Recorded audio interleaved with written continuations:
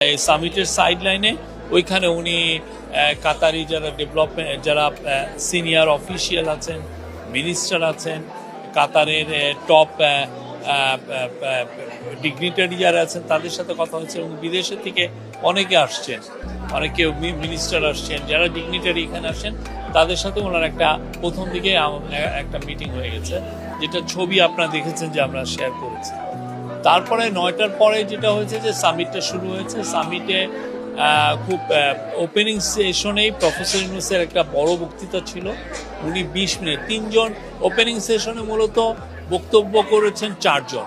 কাতারের একজন মিনিস্টার, কাতারের যে আমিরের বোন শাইখা হিন্দ বিনত হামাদ আল থানি, উনি খুব ইনফ্লুয়েন্সিয়াল, উনি কথা বলেছেন। উনি কাতার ফাউন্ডেশনের প্রধান, উনি কথা বলছেন। আর বাইরের থেকে কথা বলেছেন আমাদের chief adviser professor Mohammad Yunus, এবং আপনি জানেন ব্রিটিশ অ্যাক্টর, খুব নামকরা অভিনেতা ইদ্রিস আলবা। ইদ্রিস আলবার সবচেয়ে বড় জিনিস হচ্ছে ইদ্রিস আলবা কিন্তু বড় বড় ফিল্মে তো করেনও, অ্যাট দ্য সেম টাইম উনি কিন্তু আফ্রিকা ওয়াইড একটা চ্যারিটি করেন। এই চ্যারিটিটা খুব নামকরা একটা চ্যারিটি। তো ইদ্রিস আলবার সাথে একটা কোশ্চেন অ্যান্সার সেশন হয়েছে, আর প্রফেসর ইউনূস 20 মিনিটের একটা বক্তব্য দিয়েছেন। ওনার বক্তব্যের মূল বিষয়বস্তু ছিল যে কিভাবে মাইক্রো ক্রেডিট এবং সোশ্যাল বিজনেস কিভাবে মানুষের জীবনকে ট্রান্সফর্ম করে, সেটা বাংলাদেশেই হোক আমেরিকাই হোক, এই পুরো বিষয়টা উনি তুলে ধরেছেন। এবং এটা কিভাবে মানুষকে হোপ যোগায়, এই জিনিসটা উনি এটাকে আরও যাতে মানুষ যাতে এটা দোরগোড়ায় যাতে পৌঁছে যায়, পৃথিবীতে যাতে সোশ্যাল বিজনেস আরও আমরা শুরু করতে পারি।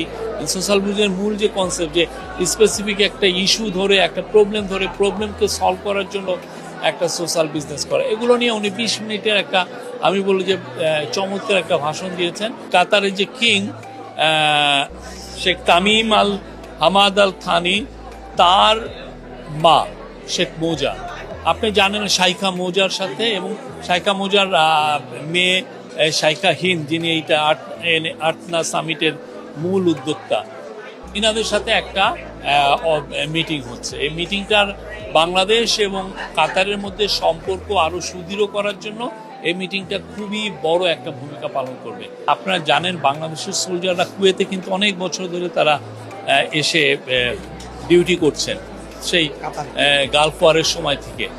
কাতার আমাদেরকে জানিয়েছে তারা বাংলাদেশের থেকে 725 জন সোলজার নেবে। এটা পার্মানেন্টলি প্রতি 3 বছর পর পর, এই যে একটা ব্যাচ আসবে 3 বছর।